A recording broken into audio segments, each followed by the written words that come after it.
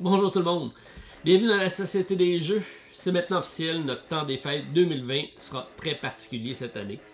On vient tout juste de recevoir la confirmation ici au Québec que notre confinement ne sera pas prolongé jusqu'à la mi-janvier, de sorte que tous les bars, les restaurants seront fermés pour le temps des fêtes. On va avoir droit seulement à 4 jours de rassemblement, 10 personnes maximum, avec une semaine avant et après de confinement. Bref, ça va être le temps de faire le plein de jeux de société pour le temps des fêtes. Mon guide jeu arrive, on regarde ça ensemble. Alors, notre actualité ludique du 21 novembre. C'est parti!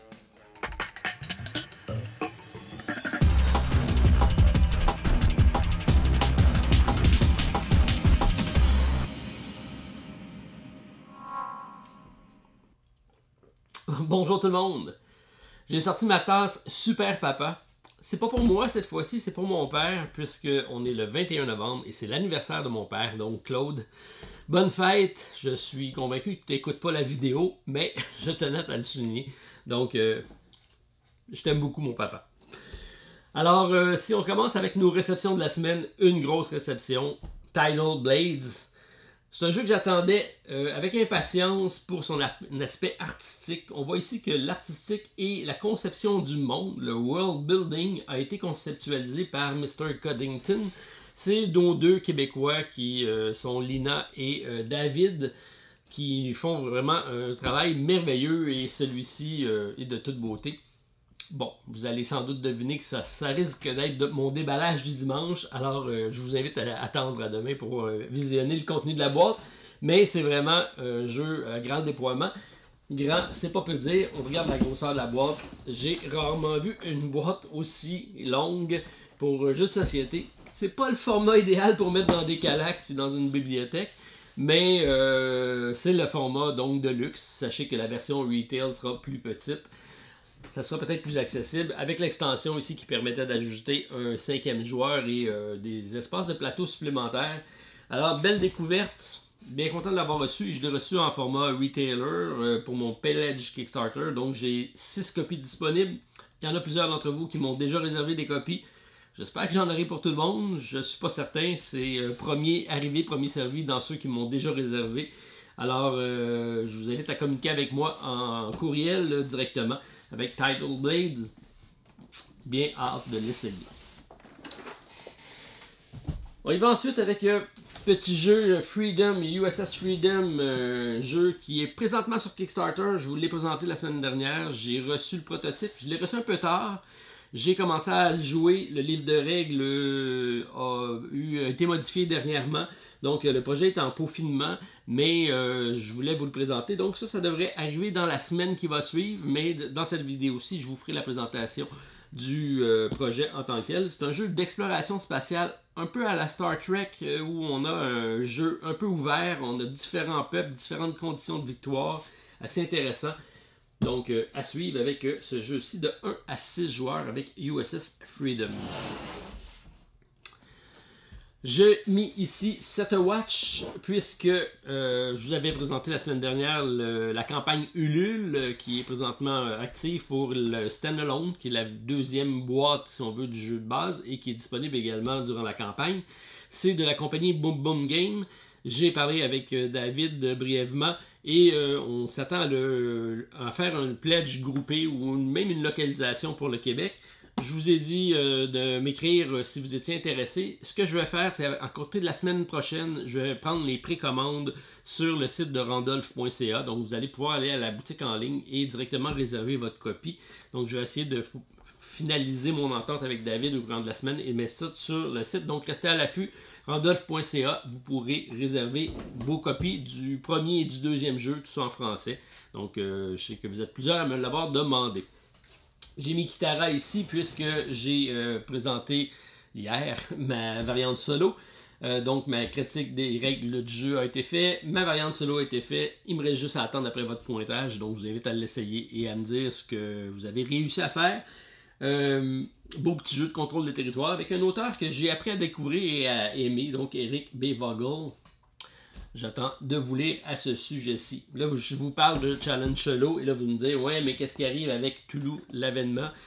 Il est de côté, c'est mon prochain, il est déjà fait, il est écrit, il me reste juste à tourner la vidéo et à vous le présenter. Donc ça aussi, ça devrait suivre, mais je manque de temps un petit peu de ce temps-ci. Un peu compréhensible. Dans mes expériences de la semaine, je vais peut-être souligner certaines personnes avec qui j'ai réussi à rencontrer ou à parler, en commençant par Dan Solo. Donc, mon ami Dan, qui a une chaîne YouTube également de présentation de jeux de société, j'ai eu la chance de le rencontrer. J'ai fait 2 parties avec lui une fois. J'avais été le rejoindre dans un magasin dans son coin et il est déjà venu au Centropolis essayer un jeu avec moi. Et donc, c'est son 500e anniversaire. 500e anniversaire. C'est pas vraiment, il n'est pas aussi vieux que ça. Dan, t'es pas aussi vieux que ça. Mais c'est le 500e abonné sur sa chaîne, donc il tenait à faire un concours. Et j'ai dit que j'allais partager l'information, donc je mettrai en lien l'adresse pour aller voir la zone de Dan pour pouvoir y assister. C'est un joueur essentiellement solo, donc si ça vous intéresse, je suis sûr que c'est quelque chose que vous pouvez aller jeter un coup d'œil. Et en même temps, vous pourrez participer à son concours, donc il y a des bons d'achat pour chez Philibert, donc en Europe, et ici au Québec également avec son commanditaire.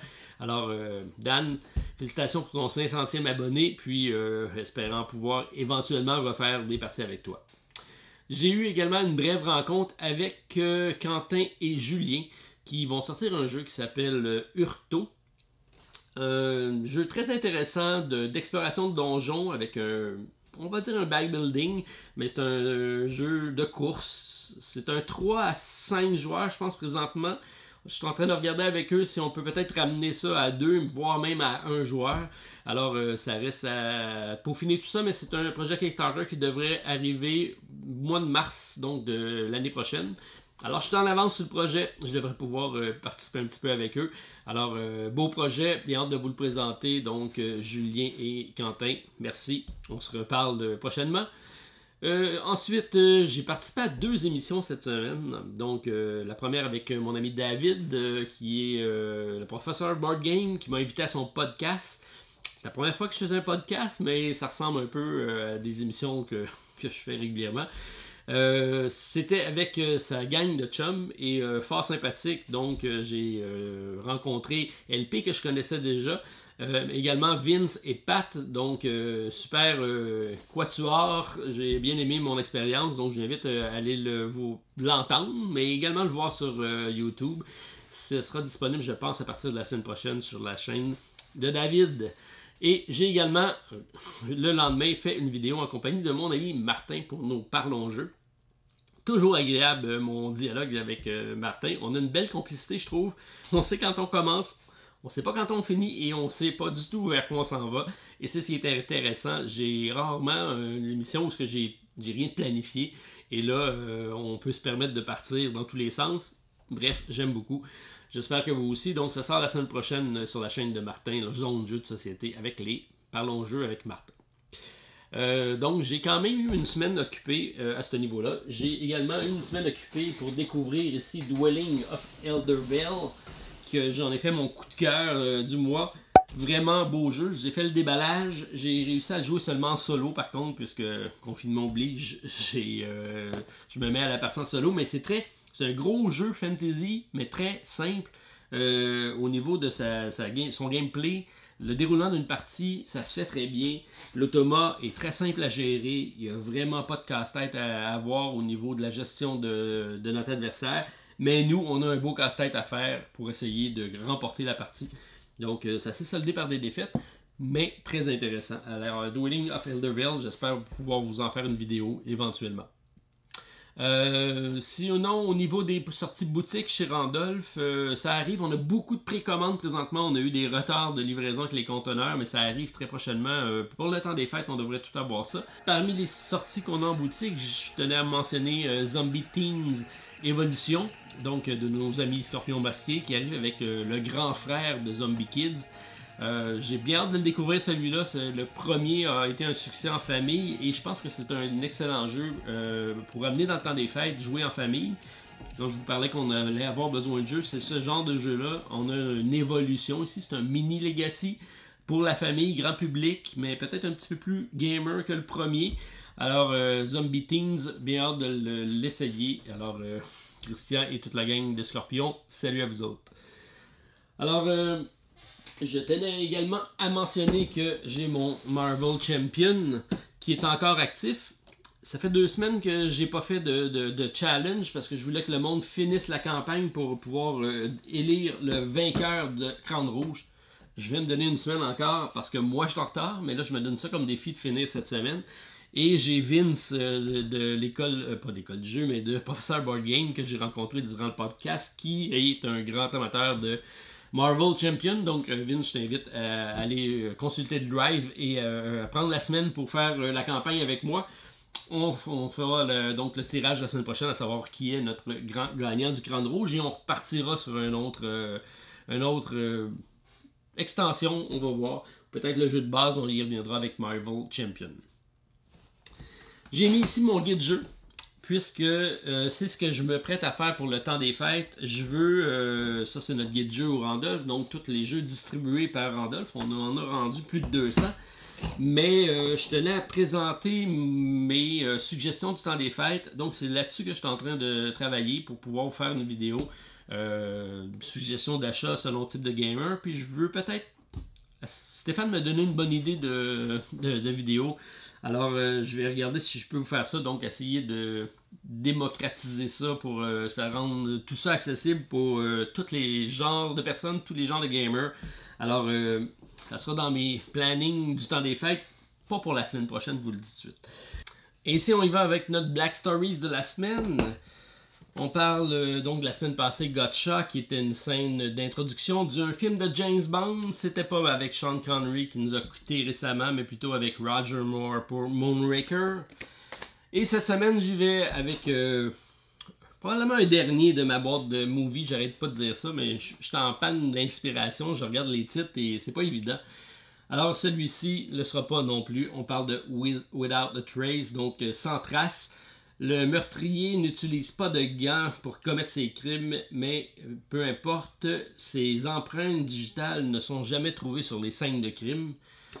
J'en dirai pas plus parce que c'est vraiment la base de ce film-là. C'est un film de 2005 des États-Unis. Je pense que c'est assez, mais c'est pas un film très connu. En tout cas, je le connais, je l'ai déjà vu, mais je pense pas que ce soit un hit du box office. Donc, on recherche les empreintes du criminel. Je vous laisse là-dessus. Dans la description de la vidéo, il y aura un lien pour consulter la réponse. Là, vraiment, je pense que c'est pas évident. Donc, si on regarde avant de passer à mes nouveautés de la semaine, peut-être ce qui reste sur ma liste de suivi rapidement avec Star Scrapper Orbital. C'est le jeu du concepteur de Terraforming Mars, qui a encore une belle progression cette semaine, 2153 contributeurs, une hausse de 57% et 170 000 $ d'accumulé. 21 novembre, la fin de la campagne, on parle de 32 € pour la version de base, 55 pour la Deluxe. La version française sera disponible, 2 modes solo de disponibles également, donc intéressant.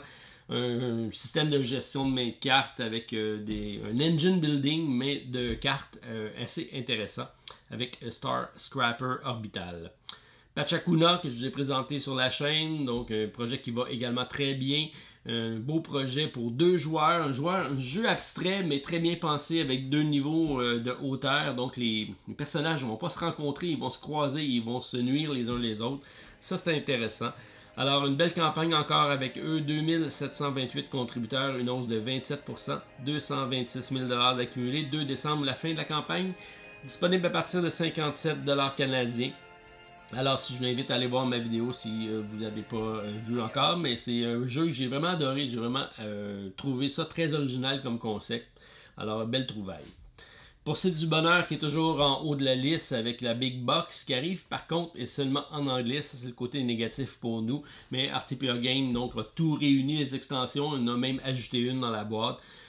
Beau début de campagne encore pour eux, 2822 contributeurs, une hausse de 12%. On parle de 320 000 $ d'accumulé, 4 décembre, la fin de la campagne. C'est disponible à partir de 40 $ pour l'extension, 130 pour le All-In et 150 pour la version Deluxe. C'est de 1 à 5 joueurs, des parties de 60 à 120 minutes. C'est vraiment un jeu qui fait du bien à jouer, un genre de destin, mais pour gamer. J'aime beaucoup ce jeu-ci, c'est un jeu qui est très large public. Burn Cycle, le dernier de Chip Theory Games, fait bien, mais une campagne excessivement courte, déjà terminée, mais je tiens à le mentionner parce que je l'ai vu seulement une semaine. On parle de 3735 contributeurs au moment que je fais la vidéo, 42% de hausse, on parle de 606 000 $ d'accumulé. 19 novembre, la fin de la campagne, donc c'est déjà fini. Alors toujours aussi cher par contre, 115 $ US, 140 pour le bundle, 295 pour le all-in. Je suis curieux de savoir lesquels d'entre vous ont contribué au jeu. Moi, j'ai fait comme ma dernière campagne de Cloudspire, je l'ai mis de côté. Martin de la zone va l'acheter. Je risque de faire une partie avec lui. Je risque de l'aimer après et je risque de le racheter par après. C'est toujours la même histoire qui se répète, mais j'hésite toujours pour le prix, je sais. Mais ça reste des jeux très très agréables. Je ne sais pas pourquoi, j'ai encore bloqué sur cette campagne-ci, mais j'ai hâte de vous lire là-dessus. Ensuite, Bard Song, donc le son des bardes, qui est très intéressant, un beau projet encore là qui fonctionne bien. De la compagnie Steamforge qu'on a connue avec les jeux Dark Souls qu'on vous a présentés sur la chaîne. On n'a toujours pas de confirmation pour la version française par contre, c'est présentement 5430 contributeurs, une hausse de 49%. 828 000 $ d'accumulé, 27 novembre, la fin de la campagne. Un seul prix, 75 livres. C'est un jeu de 1 à 5 joueurs, les parties de 45 à 90 minutes. On parle de 50 heures de campagne. On ne voit pas grande innovation dans le gameplay au niveau du jeu. Par contre, l'aspect artistique, surtout les figurines, sont superbes. Alors, c'est quand même intéressant. Ça prendrait par contre une version française pour pouvoir m'y attarder plus loin. Ça reste à suivre avec Bard Song. J'avais également partagé un coup de cœur la semaine dernière, une carte cachée avec Transcontinental, un jeu de train, mais nouveau genre, avec un déplacement sur une tuile qui est géré par des télégrammes. Je trouvais ça intéressant, et également l'activation des cartes qui arrivait à mi-chemin au passage du fameux train. Beaucoup de mécaniques intéressantes au niveau du jeu. Alors, c'est un placement d'ouvriers avec un pick-up and deliver, évidemment. C'est de 1 à 4 joueurs. On est à 913 contributeurs, une hausse de 51%, 60 000 $ d'accumulé. 10 décembre, la fin de la campagne. C'est un premier projet pour un concepteur canadien de Calgary. Disponible à partir de 67 $ canadiens, 19 pour le shipping. Alors, je continue à le regarder sur ma liste. Je trouve ça intéressant. Alors, à découvrir avec de Transcontinental. Donc, ça complète mon introduction de cette semaine. J'y vais avec ma liste de nouveautés. Je vous invite à commenter s'il y a des jeux qui vous intéressent. J'espère de vous lire en grand nombre et je vous réponds dans les meilleurs délais. Donc, on se revoit prochainement pour une autre vidéo à la Société des jeux. Alors, mes nouveautés, c'est parti. Je commence ma liste de suivi cette semaine avec Creature Comforts de la compagnie canadienne Kids Table Board Gaming, ceux qui nous ont offert récemment sur la chaîne Fossilis et qui mérite pleinement sa première place cette semaine. On parle de 2147 contributeurs, 121 000 $ d'accumulé et une campagne se termine le 10 décembre prochain. La version boutique sera disponible à partir de 49 $ canadiens, 59 pour la version Deluxe. Il faut compter 18 à 25 pour le shipping. C'est un très beau jeu pour 1 à 5 joueurs, 8 ans et plus et des parties de 45 minutes. La version française sera disponible en version PDF. C'est un placement d'ouvriers sans restriction, un repêchage de dés pour activation de cartes et une gestion de ressources afin de confectionner des items pouvant nous aider à passer à travers le rude hiver qui s'en vient. Tout ça dans le confort de notre foyer. Alors dans la lignée de Everdell, mais plus grand public encore, vraiment tout pour plaire, même le prix. Achat assuré pour moi avec Creature Comforts.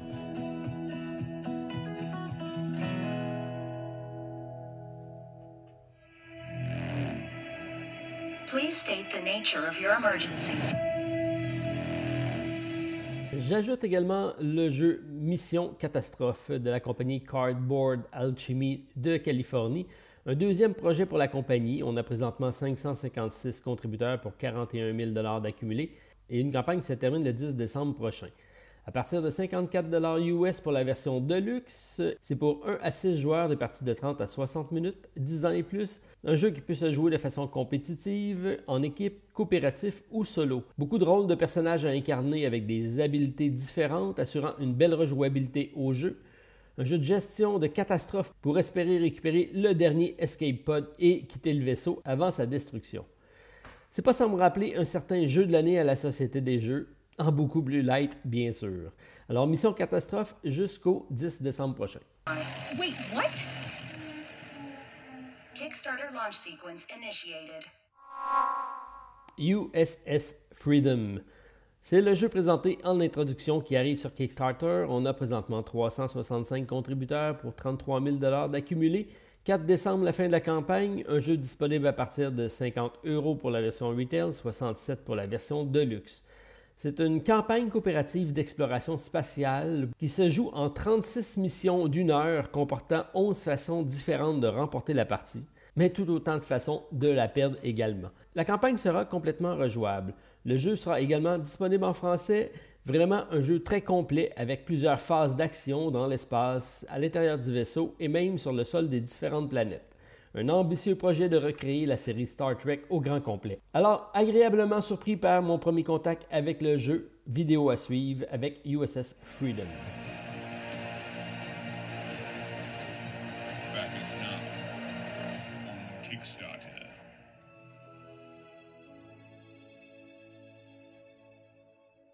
La compagnie Breaking Games, que je vous ai présenté en introduction avec le jeu Dwellings of Eldervale, revient sur Kickstarter avec Trobills, incluant 2 nouvelles extensions, Trobills Maker et Compagnon. Présentement, 476 contributeurs, 46 000 $ d'accumulés et une campagne qui se termine le 10 décembre prochain. 39 $ US pour le jeu de base, 72 avec les 2 extensions, 2 à 7 joueurs, 60 à 90 minutes.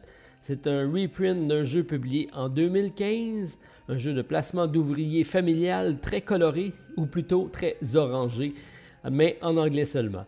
Alors, Trobills jusqu'au 10 décembre prochain. Oh, hey Danny, écoute, je suis sur le coup du siècle, puis t'es la première personne à qui j'en parle. C'est Raphaël. Allô? Et je termine cette semaine ma liste avec 2 spécialistes présentés par nos amis de Etugame, deuxième projet pour la compagnie Explorate de France. On a 602 contributeurs, 61 000 $ d'accumulés. 12 décembre, la fin de la campagne, c'est disponible à partir de 40 €. 1 à 4 joueurs, 60 minutes par partie. C'est un jeu de recrutement de spécialistes pour former votre équipe de rêve de cambrioleurs et réaliser une série de vols légendaires. Un jeu de repaissage de dés, de collection d'ensemble et bien sûr de richesse, ça va de soi. Alors sur ce, je vous souhaite un bon week-end à tous. J'attends de vous lire et on se revoit demain pour mon déballage du dimanche. Bon week-end à tous. Bye.